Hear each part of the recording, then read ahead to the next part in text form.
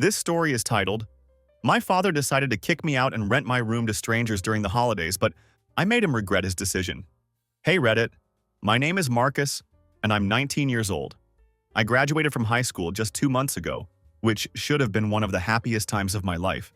Instead, I've been living in what I can only describe as absolute hell for the past few years. Now, before you think this is some dramatic abuse story, let me clarify. It's not physical abuse or anything that would make headlines. Rather, it's the kind of slow-burning psychological nightmare that makes you question your own sanity on a daily basis. Let me paint you a picture of my household situation. There's me, my parents, and my 2 younger brothers, Tyler, who's 15, and little Ben, who's 11. We all live crammed together in this 3-bedroom house that my parents bought years ago when they still had delusions of grandeur about becoming some kind of power couple. Spoiler alert, that dream didn't exactly work out the way they planned. Here's where the situation gets really messed up, though. Since I was about 13 years old, I've essentially been functioning as the third parent in this house.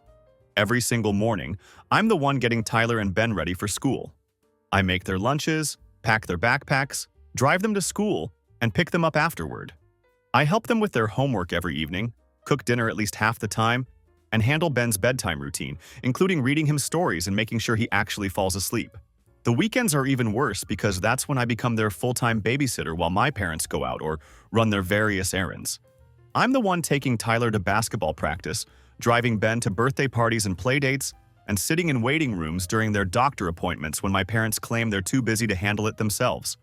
On top of all the childcare responsibilities, I'm also doing most of the household maintenance: laundry, mowing the lawn, taking out the trash, cleaning bathrooms, shoveling snow in the winter, and raking leaves in the fall.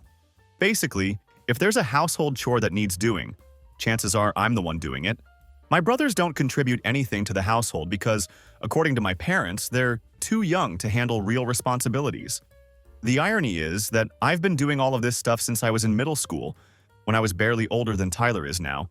But somehow, the rules are different for them. My dad works some middle management office job that apparently doesn't pay nearly as well as he thought it would when they decided to buy this house. He's constantly stressed about money and bills, but he absolutely refuses to admit that they're living beyond their means. Instead, he just gets increasingly frustrated and takes it out on everyone else in the house. My mom, on the other hand, hasn't worked a single day in the past 9 years. She claims she's a stay-at-home mom, but her daily routine tells a very different story. A typical day for her starts with waking up well after I've already gotten the kids ready and off to school. She'll spend the morning drinking coffee and mindlessly scrolling through Netflix until around noon. Then it's lunch with friends or a shopping trip, followed by more Netflix or an afternoon nap. If she's feeling particularly ambitious, she might do some light housework while complaining about how exhausted she is from her incredibly demanding lifestyle. This woman literally has not done a load of laundry, mowed the lawn, or deep cleaned anything in our house for years. Yet somehow, she'll drop $250 on skincare products without batting an eye, then turn around and complain about how we can't afford groceries for the week. The cognitive dissonance is absolutely staggering.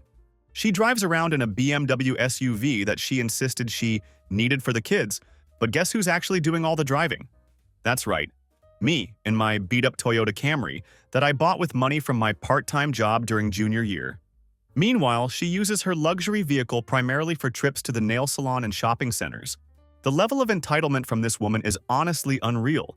She'll sit on the couch in her $90 athleisure outfit, fresh from getting her nails done every 2 weeks and her hair styled monthly, browsing through online shopping sites and adding items to various carts. But then she'll have a complete meltdown about the electric bill being too high or stress about whether we can afford to fill up the gas tank. She hasn't held a job in almost a decade, and her biggest daily challenge involves deciding which reality TV show to binge next. Yet somehow, I'm supposed to be eternally grateful for everything she's done for me and my brothers. After graduating high school, I immediately started working full-time at a local warehouse. I'll be honest, it's not glamorous work by any stretch of the imagination. I spend my days loading and unloading trucks, organizing inventory, and doing various types of physical labor for about 10 hours each day. But the job pays decent wages, and I'm consistently pulling 40 to 45 hours per week, which means I'm bringing home good money after taxes. For the first time in my entire life, I actually had real money in my bank account. Not the $60 I might earn from babysitting the neighbor's kids, but genuine adult money that could make a real difference in my life. I started saving diligently for community college, which I plan to start attending in September. I bought myself some decent clothes for the first time in years, got my car properly serviced and repaired, and even managed to start building a small emergency fund. I felt genuinely proud of myself, like I was finally becoming truly independent and taking control of my own future. But apparently, having money when you're 19 years old and still living at home is like painting a giant target on your back for financial predators, even when those predators happen to be your own parents. Almost immediately after I started bringing home regular paychecks, my mom began making passive-aggressive comments about how nice it must be to have all that spending money while living here for free. She'd make snide remarks about how when she was my age, she gave her parents half her paycheck as a contribution to the household. She'd sigh dramatically and mutter things about how some people don't appreciate everything that's done for them. The most infuriating part was that I was still doing all the exact same responsibilities I'd been handling for years. I was still waking up early every morning to get the boys ready for school, still driving them everywhere they needed to go, still doing household chores, still helping with homework assignments, and still serving as their unpaid babysitter every single weekend. The only thing that had changed in this entire dynamic was that I now had money in my bank account. But suddenly, according to my mother's twisted logic, this made me a freeloader who was taking advantage of their generosity. My dad soon started chiming in with his own comments about how I was making good money now, and it was time to start thinking about contributing to the household expenses. He'd lecture me about how in the real world, I'd be paying rent and bills like every other adult. He'd remind me that my parents had been supporting me for 19 years, so maybe it was finally time I helped support them for a change. That last comment really pissed me off more than anything else they'd said. Supporting me? I'd been essentially supporting myself and doing half their parenting duties for them since I was in middle school. But I kept my mouth shut because I figured when they finally made their official request, it would be something reasonable that we could work out like adults. The breaking point came about 7 weeks into my new job. My mom came home that afternoon with shopping bags from some expensive boutique downtown. She'd bought herself a new purse, new shoes, and some high-end skincare products that probably cost around $350 total. That same evening, she spent the entire dinner complaining to my dad about how stressed she was about money and how tight our finances were getting. I sat there at the kitchen table, watching this woman who had just blown a day and a half of my wages on luxury items, complaining about being broke. The sheer audacity was absolutely incredible. Spend money like it's going out of style, then turn around and complain about financial struggles.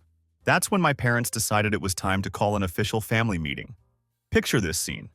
We're all sitting around our cramped kitchen table like this is some kind of intervention. My parents have these serious, almost grim expressions on their faces, and my poor brothers are sitting there looking confused about why they're even included in this discussion. My mom starts the meeting with this whole rehearsed speech about responsibility and growing up. She goes on and on about how in the real world, I'd have to pay rent and bills just like every other functioning adult. She talks about how they've been incredibly generous letting me live here for free for 19 years, completely ignoring the fact that I've been their unpaid employee for most of that time. I'm sitting there nodding along, thinking to myself, okay, this is actually pretty fair. Maybe they'll ask for something reasonable like $350 to $450 a month. That would still leave me plenty of money for my college savings and personal expenses. I was mentally preparing to negotiate somewhere in that range, figuring we could reach a compromise that worked for everyone. Then my dad dropped what felt like a nuclear bomb on the conversation. He told me, with a completely straight face, that I needed to pay $400 a month for my room, plus half of all the household bills. I stared at him for a solid 15 seconds, thinking I must have misheard him. Then I actually started laughing because it was so ridiculously unreasonable that it had to be some kind of joke. When I asked him to clarify, $400 for what exactly? My mom responded like it was the most obvious thing in the world. For your room. I looked at her in disbelief. My room? You mean the tiny bedroom I share with Tyler with the bunk beds and barely enough space for both our dressers? And she responded with this smug expression, it's still a room. Then she explained that half the bills meant electric, water, garbage, internet, groceries, literally everything. They had calculated that my share would be about $450 to $550 a month on top of the room charge. So let me get this straight. They wanted me to pay $400 for a shared bedroom where I had absolutely zero privacy, plus another $500 on average for bills. That's $1,900 a month out of my take-home pay. They were essentially demanding that I hand over my entire paycheck, leaving me with basically nothing for gas, car insurance, clothes, college savings, personal expenses, nothing. When I pointed out that $1,900 was literally my entire monthly income, my mom smiled with this nasty, condescending expression and said, "Well, maybe you need to work more hours then, or get a second job." Welcome to adulthood, sweetheart. That's when everything clicked for me. They weren't trying to teach me responsibility or prepare me for the real world like they claimed. They saw me as their personal ATM machine. They were struggling financially because of their own terrible spending habits and poor financial decisions. And they had decided that their 19-year-old son should bail them out of their self-created mess. I told them I'd think about it because I was honestly too shocked and angry to argue coherently in that moment. My dad said I had until the end of the month to make my decision: pay up or find somewhere else to live. My mom added with this fake sweet voice that I'd never find anywhere cheaper than what they were offering, and that this was the best deal I was going to get anywhere. Challenge accepted. I spent the next 4 days doing intensive research on apartments in our area. Want to know what $1,100 a month actually gets you around here? A hell of a lot more than a shared bedroom in your parents' house, that's for sure. I found multiple one-bedroom apartments for $100 to $300 to $2,500. These weren't dumps either. They were nice places with modern kitchens, in-unit laundry, dedicated parking spaces, and some even had amenities like pools or fitness centers. These were full apartments with privacy, independence, and actual space to breathe and live like a human being. I also found several two-bedroom places in the $1,500 to $1,700 range. With a roommate, I'd be paying $750 to $850 for my own bedroom and bathroom, still way less than what my parents were demanding for a shared space. But the more research I did, the angrier I became. Do you know what the median rent is for a bedroom in a shared house in our area? Between $450 and $650. My parents were trying to charge me more than double the market rate for a room I had to share with my teenage brother. I tried one more time to reason with them. I showed them my research, explained how their pricing was completely unreasonable compared to market rates, and pointed out that I'd been contributing to the household in non-monetary ways for years. My dad just kept repeating, "That's what we decided is fair. Take it or leave it." My mom got nastier and said, "Maybe if you weren't so selfish, you'd want to help your family out. We've sacrificed so much for you kids." Sacrificed? Lady, the biggest sacrifice you've made in the last 6 years is deciding between Starbucks and Dunkin' Donuts for your daily coffee run. But I was completely done arguing with them at that point. When I said I'd look at other options, my mom actually snorted and said, "Good luck with that. You'll come crawling back within a month when you realize how hard the real world is. You have no idea how to take care of yourself." Famous last words. I remembered Kevin Martinez from my high school. He was a cool dude who had graduated 3 years ahead of me and played varsity soccer. We weren't super close friends during school, but we got along well and had stayed in touch through social media over the years. I remembered him posting a few months ago about needing a roommate for his apartment, and I figured it was probably a long shot since it had been a while, but I decided to hit him up anyway. It turns out he'd been trying to find someone for like 5 months and was still actively looking for a roommate. We met up that weekend and he showed me the place. Holy shit, it was like a mansion compared to my cramped house situation. The apartment had 2 bedrooms and 2 full bathrooms. The kitchen was modern with all brand new appliances, and there was an in-unit washer and dryer, a dishwasher, central air conditioning, and even a balcony that overlooked this nice courtyard area. The complex itself had a gym and pool, and it was located in a really safe neighborhood that was conveniently close to both my work and the community college I'd be starting at in September. It was absolutely perfect. The rent was $200 total, so we'd each pay $600. Utilities usually ran about $180 to $220 total, depending on the season, so that would be $90 to $110 each. Internet was $70 split between the two of us. So I was looking at around $700 to $750 a month for all my living expenses combined. Let me repeat that for emphasis. $700 to $750 total monthly expenses for my own bedroom, my own bathroom, shared access to a modern kitchen and living room, plus access to all the building amenities and complete independence. Compare that to the $1,900 my parents wanted me to pay to share a tiny room with my 15-year-old brother while still having to follow all their rules and continue doing unpaid labor for them. I asked Kevin when I could move in, and he said whenever I wanted because he'd been struggling to cover the full rent by himself for months. We shook hands right there, and I gave him $600 for the first month's rent on the spot. It was honestly the best money I'd ever spent in my life. When I got home and told my parents that I'd found a place and would be moving out in 2 weeks, their reactions were absolutely priceless. My dad's face went bright red, and he started yelling about how ungrateful and irresponsible I was being, how I was abandoning my family and biting the hand that fed me. But my mom just got this evil smile and said, "You'll be back within a month, honey. You have no idea what you're getting yourself into. You can't even do your own laundry."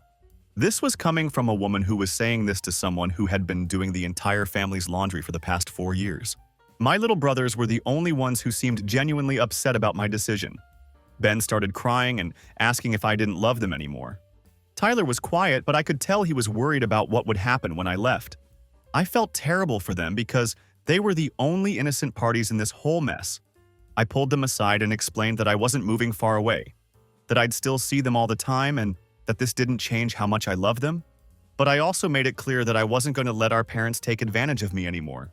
What my parents didn't realize is that by me leaving, they were losing way more than just potential rent money.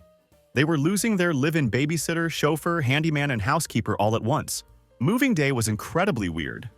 Kevin came over with his truck to help me load my stuff, which honestly wasn't much since I'd been sharing a room forever and didn't have many possessions. My parents just watched from the living room window like I was some kind of criminal being hauled away. They didn't help carry anything, didn't say goodbye, nothing. As I was loading the last box into Kevin's truck, my mom came outside and said, "Don't come crying to us when this doesn't work out. We won't be taking you back." I looked her straight in the eye and replied, "Don't worry, I won't need to." Then I drove away to start my new life. The first week I was gone was apparently absolute chaos at home, though I didn't know it yet because my parents weren't talking to me. I was getting occasional texts from Tyler, though, and the picture he painted was absolutely hilarious. My mom forgot to pick up Ben from school, and the school had to call my dad at work. He had to leave early to get Ben, who was one of the last kids there and was crying because he thought everyone had forgotten about him. Tyler missed his basketball practice because nobody remembered to drive him, with my mom claiming she thought practice was on Thursday, even though it had been on Wednesday for the entire season. The garbage didn't get taken out and started overflowing and smelling terrible. When my dad asked my mom why she didn't do it, she said, "That's not my job." My mom tried to do laundry and somehow managed to turn all of my dad's white work shirts pink because she mixed colors and whites together and used hot water for everything. Tyler had a math test he hadn't studied for because nobody helped him with homework. He failed it, and his teacher sent a note home asking if everything was okay at home. My mom attempted to mow the lawn and broke the lawnmower by hitting a sprinkler head and bending the blade. The yard looked like a war zone with grass cut at completely random heights. Ben had a complete meltdown at bedtime because he was used to me reading to him and putting him to bed. My mom tried to handle it, but he cried for 3 hours saying he wanted me to come home. Meanwhile, I was living my absolute best life. Kevin and I settled into a great routine where we rarely got in each other's way since he worked different hours than me. We split groceries and took turns cooking meals. The apartment stayed clean because we were both responsible adults who cleaned up after ourselves. I had my own space, my own bathroom, and for the first time in years, actual privacy and peace. I was saving more money than I ever thought possible. After rent and all my expenses, I still had over $200 left each month. I was building my college fund, finally bought some nice clothes that actually fit me properly, and even started a real emergency savings account. But the best part was the complete freedom. I could come and go as I pleased, have friends over whenever I wanted, sleep in on weekends, eat what I wanted when I wanted it. There were no chores beyond basic cleaning up after myself, no babysitting duties, and no being responsible for anyone but myself. It was everything I had dreamed of and so much more. About 3 weeks after I moved out, I started getting texts from Tyler that painted an even more chaotic picture of what was happening at home. Mom tried to make dinner and burned it so badly that the smoke alarm went off, which led to a huge fight between my parents about everything that was going wrong. Ben's teacher called because he's been falling asleep in class since Mom's been letting him stay up until like midnight because she doesn't know how to get him to go to bed at a reasonable hour. The washing machine started making weird noises, and there's water all over the laundry room floor, but Dad can't fix it, and they can't afford to call a repair person right away. Tyler failed another math test because Mom said she'd help him study, but then forgot about it and went out with her friends instead. Dad had to leave work again to pick the boys up because Mom's car wouldn't start, and he was really angry about having to miss more work. I felt bad for my brothers, but I also felt completely vindicated. My parents were finally experiencing what it was like to actually parent their children and manage a household without their live-in help. The breaking point came about 4 weeks after I moved out, when I got a call from my dad at 10 p.m. on a Wednesday night. He was trying to sound casual, but I could hear the stress and exhaustion in his voice clear as day. He started by asking how the new place was treating me, and when I said it was great and the best decision I'd ever made, he admitted that maybe they had been a little harsh with the whole rent situation. He offered to lower the amount to $900 and said I wouldn't have to pay as much of the bills. I almost laughed out loud because 4 weeks ago, they were demanding $1,900 and acting like they were doing me some kind of favor. Now, they were trying to negotiate down to $900, which was still significantly more than I was currently paying for infinitely better living conditions. When I thanked him for the offer but said I was really happy where I was and paying less than that with my own space, he got to the real reason for his call. He said that family was important and the boys really missed me. That part did tug at my heartstrings a bit because I genuinely missed my brothers too. But then he admitted that things had been really difficult around the house without my help. He said that my mom was struggling with everything, and he couldn't keep leaving work to handle kid-related emergencies or he might lose his job. When I suggested that maybe mom could get a job and contribute to the household finances instead of expecting her 19-year-old son to do it, he got quiet and said, "It's not that simple, son." But it seemed pretty simple to me. She hasn't worked in 9 years while he's been struggling to support the family on a single income. Maybe it was time she stepped up and contributed instead of expecting me to solve their financial problems. He said they'd figure something out but asked me to think about moving back home. I said I'd think about it, but I was lying. I had no intention of going back to that dysfunction. Over the next week, the situation at home apparently got even worse based on Tyler's almost daily text updates. Mom tried to help him with math homework, got frustrated, and started crying, saying she doesn't understand any of it and can't help him. Dad came home to discover there were no groceries because Mom forgot to go shopping, so he had to go out at 9 p.m. to buy stuff for their school lunches. Ben got in trouble at school for not having his permission slip signed because Mom claimed she never saw it, but it had been sitting on the kitchen counter for 4 days.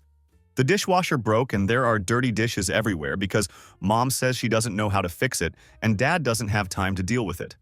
Tyler had to walk home from basketball practice because Mom fell asleep and forgot to pick him up, and his coach was not happy about a kid being stranded at school. Then came the call from my mom, which was significant because she'd been giving me the complete silent treatment since I moved out. Her voice was completely different from her usual entitled tone. She sounded tired and defeated in a way I'd never heard before. After asking how I was doing and me saying I was great, she admitted that maybe they could work something out. When I asked what kind of something she had in mind, she offered $700 a month for my old room back, saying they wouldn't expect me to help with as many chores around the house. So let me get this straight. $700 to share a room with Tyler and still have to follow their rules versus $750 for my own apartment with complete independence. Plus, she said, not as many chores, which meant I'd still be expected to do some parenting and housework on top of paying rent. I told her I appreciated the offer but was really happy where I was. That's when she started the guilt trip about how family is important and we need to stick together, and how the boys really need me there. I pointed out that the boys need parents who actually parent them, and maybe if she got a job and Dad didn't have to carry all the financial stress alone, they'd both be better parents. She got quiet for a long moment. Then her voice got shaky, as she said she knew she hadn't been perfect but was trying her best. She claimed that everything was just so hard without my help. I told her I was 19 years old and shouldn't have been responsible for raising my brothers and running the household in the first place. That was her job. She kept saying she knew that, but they really needed me. Then she offered to pay me $350 a month to move back and help out, so I'd be making money instead of paying rent. Now this was interesting because she was offering to pay me $350 a month, which meant they valued my labor at least that much. But I was saving over $100 a month in my current situation compared to their original demand of $1,900. I pointed out that 4 weeks ago they wanted me to pay $1,900 a month, and now they're offering to pay me $350 to move back.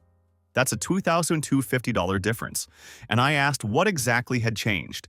She admitted they didn't realize how much I actually helped around the house. I said, "You mean you didn't realize how much free labor you were getting from your teenage son?" When she tried to say it wasn't like that, I told her it was exactly like that. They had gotten used to having a live-in babysitter, housekeeper, and chauffeur, and now they were struggling without that help. But instead of stepping up and being actual parents, they wanted me to come back and enable their laziness. She said that wasn't fair, and I replied, What's not fair is a grown woman who hasn't worked in 9 years expecting her 19-year-old son to financially support the family. Maybe it's time she got a job and contributed instead of just spending money on purses and manicures. She started crying and said she didn't know what else to do, that she couldn't handle all of this by herself. I told her to get help. Hire a babysitter, get a housekeeper, get a job to pay for these things. Do what every other adult in the world does instead of relying on your children. When she said they couldn't afford it, I pointed out they can't afford it because they've been living beyond their means for years, and that's not my problem to solve. I hung up and blocked her number because I was done with the manipulation and guilt trips. A few days later, Tyler texted me that things were really bad at home. Mom and Dad had a huge fight about money and everything that was going wrong. Mom was crying and saying she doesn't know how to do anything, and Dad said maybe she should get a job. She completely freaked out at that suggestion. He's been coming home angry every day because he has to keep leaving work to handle emergencies with the kids, and his boss is getting increasingly annoyed with his frequent absences. Mom tried to cook dinner 4 times that week and messed it up every single time, so they've been eating a lot of cereal for dinner. Ben's grades are dropping because no one helps him with homework anymore, and his teacher wants to have a meeting with Mom and Dad. But Mom's scared because she doesn't know what to say or how to handle it.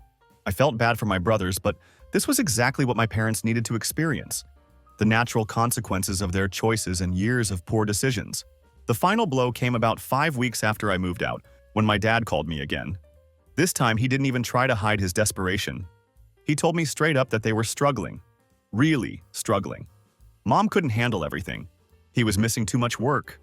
The boys were falling behind in school and everything was falling apart around them. When he said they needed me to come home and offered to pay me $600 a month plus cover all my expenses, so I'd basically be living for free and making money, I asked what exactly I'd be doing for that payment. He said just help out like I used to. Get the boys ready for school, drive them places, help with homework, some light housework. Nothing too crazy, according to him. So they wanted to pay me $600 a month to be a full-time nanny, chauffeur, tutor, and housekeeper. For context, professional nannies in our area make $17 to $22 an hour. If I worked 40 hours a week at $17 an hour, I'd make $2,120 a month. They were offering me about 22% of market rate for professional childcare services. I told him that was a generous offer, but I was good where I was. He started begging, saying Mom was having panic attacks and didn't know how to handle any of this stuff. He said he couldn't keep missing work or he might lose his job. When I suggested maybe Mom should get a job, he said she's not qualified for anything because she's been out of the workforce too long. I told him then she can start with an entry-level job and work her way up like everyone else. McDonald's is always hiring.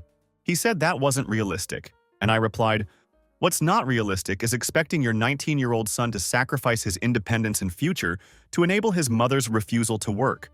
I'm not their solution to Mom's unemployability. He brought up the boys needing stability, and I said, then provide it. Be parents, hire help if you need to, figure it out like every other family in the world. When he said they couldn't afford help, I told him, then Mom needs to get a job to afford it. This is basic adulting.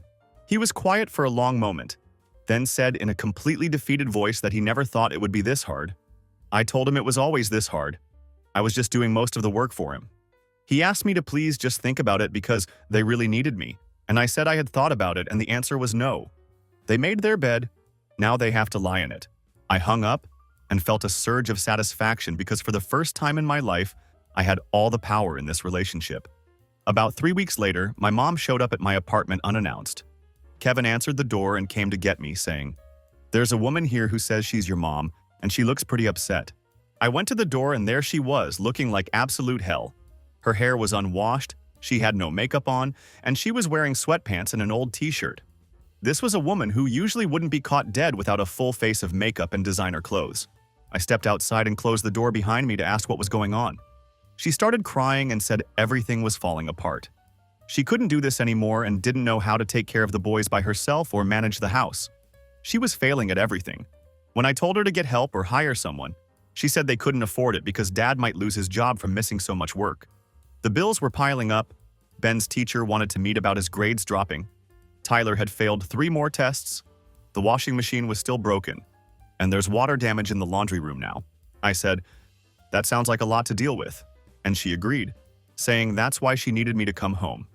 She'd do anything. They'd pay me $900 a month. I could have my own room by moving Tyler to the basement. No chores except helping with the boys. She was literally begging me. I looked at this woman who 4 months ago was calling me selfish and telling me I'd come crawling back within a month when I realized how hard the real world is. The same woman who said I had no idea how to take care of myself. Who was so entitled she thought she deserved to charge her 19-year-old son $1,900 a month for a shared bedroom. Who hadn't worked in 9 years but felt entitled to her son's entire paycheck. I asked her if she remembered what she said when I told her I was moving out. That I'd come crawling back within a month when I realized how hard the real world is. That I had no idea how to take care of myself. But here I was, 3 months later, living independently, saving money, happy, and successful. And she was the one who came crawling to me, begging me to come back because she couldn't handle basic adult responsibilities. When she said it wasn't the same thing, I told her it was exactly the same thing. Except I was 19 years old when I figured out how to be independent, and she's in her 40s and still can't manage it. She said that was cruel, and I replied, "What's cruel is a grown woman expecting her teenage son to financially support her lifestyle and do her parenting for her. What's cruel is charging your 19-year-old $1,900 a month for a shared bedroom, when you know that's his entire paycheck." She claimed they were just trying to teach me responsibility, and I called bullshit. They were trying to use me as their personal ATM and unpaid servant. When I called their bluff and left, their whole house of cards came tumbling down. She was crying harder now and said, please, she'd change. She'd get a job, she'd do better. Just come home and help them get back on their feet. I told her she'd had 9 years to get a job, 19 years to learn how to be a parent, and decades to develop basic life skills. I wasn't going to sacrifice my future to enable her continued refusal to grow up. When she brought up Ben and Tyler needing me, I said they need parents who actually parent them, and maybe this crisis would finally force her to become one. She said she didn't know how, and I told her to learn. Take parenting classes, get therapy, get a job. Do what every other adult in the world does when they need to develop new skills. She said it was so hard, and I said it was always hard. I was just making it easy for her by doing everything myself. She stood there crying for a few more minutes, then asked if that was really it. Was I really not coming back? I said I really wasn't coming back. She asked what she was supposed to do, and I told her to figure it out. She's a grown adult. Act like one. She turned and walked back to her car looking completely defeated. I watched her drive away and felt nothing. No guilt, no sadness, just complete indifference. Through Tyler's texts, I've been getting updates on how things are going at home, and honestly, it's been fascinating to watch from a distance. My mom finally got a job about 3 months after our confrontation. She's working at a local retail store making minimum wage. According to Tyler, she hates it and complains constantly about having to be on her feet all day and deal with customers. She's also terrible at it and has already been written up 3 times for showing up late. Tyler texted me that mom cried after her first week because she said she didn't realize how hard it was to work. And dad told her to suck it up because this is what everyone else does. My dad has had to adjust his work schedule to help with kid duties, which has apparently caused some tension with his boss. But Tyler says he's actually become a better parent out of necessity.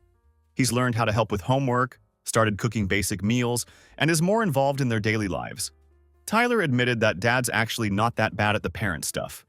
He helped him study for his history test last week, and Tyler got a B+, the first time he'd passed anything in months. They've hired a housekeeper to come twice a month, which they can barely afford but desperately needed. They've also had to get the washing machine fixed for $900, repair the lawnmower for $250, and deal with the water damage in the laundry room for $1,700. All expenses they could have avoided if they'd just treated me fairly in the first place. The boys are slowly adjusting to having actual parents instead of relying on their big brother for everything. Ben had some rough weeks, but is apparently doing better now that my dad reads to him at bedtime. Tyler's grades have improved since my dad started helping with homework. But here's the kicker. Even with my mom working, they're still struggling financially. Turns out when you've been living beyond your means for years, one minimum wage job doesn't magically fix everything. They've had to cut back on a lot of expenses. No more designer purses, fancy dinners out, or expensive skincare products for my mom. Tyler told me that mom keeps saying how much she misses the old days when things were easier. And dad told her those days were only easier because I was doing all the work. Last month, I got a text from an unknown number. It was my mom texting from a new phone because I still had her old number blocked. She said she knew I probably didn't want to hear from her, but she wanted to say she was sorry, that I was right about everything. She was a terrible mother and took advantage of me. She didn't expect forgiveness, but needed me to know that she understood now how wrong she was. I stared at that message for a long time. A part of me felt vindicated. Finally, an admission that I was right all along. But mostly I just felt sad for all the years we wasted with this dysfunctional dynamic. I didn't respond right away and let it sit for a few days while I thought about what I wanted to say, if anything. Finally, I texted back that I appreciated the apology and hoped she continued to grow and become the parent Ben and Tyler deserved. She responded immediately saying she was trying. It was hard, but she was trying. And that she missed me. I told her I missed the mom I thought I had too. We haven't texted since then.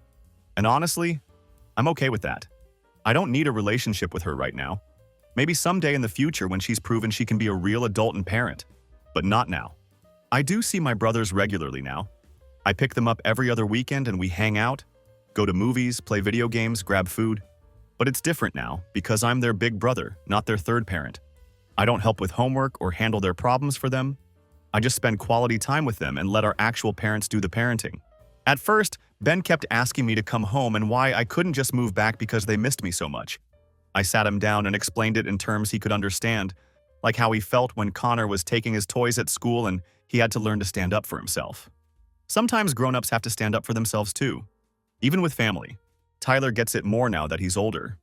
A few weeks ago, he told me he was actually proud of me because I didn't let them walk all over me, and he wants to be like that when he's older. That meant more to me than any apology from my parents ever could. But here's the absolute best part of this whole story, and why I had to share it. Last week, Tyler told me that my parents are now struggling so much financially that they're considering selling the house and downsizing to something smaller. The same house they expected me to help pay the mortgage for. Tyler explained that Dad said they can't afford the payments anymore, especially with Mom's job paying so little and all the repairs they've had to do. They're looking at apartments and smaller houses. The irony is absolutely beautiful. They wanted me to pay $900 a month to help with their mortgage on a house they couldn't actually afford. When I refused and moved out, they not only lost that potential income, but they also had to start paying for all the services I was providing for free. Now they're probably going to end up in an apartment not much bigger than the one I'm living in, except they'll be paying more for it because they waited until they were desperate instead of making smart financial decisions from the beginning. And the cherry on top? My mom asked Tyler if he thought I'd be willing to help them move when the time comes. His response was, "Are you serious, Mom? After what you did to him? Even my 15-year-old brother has more sense than my parents."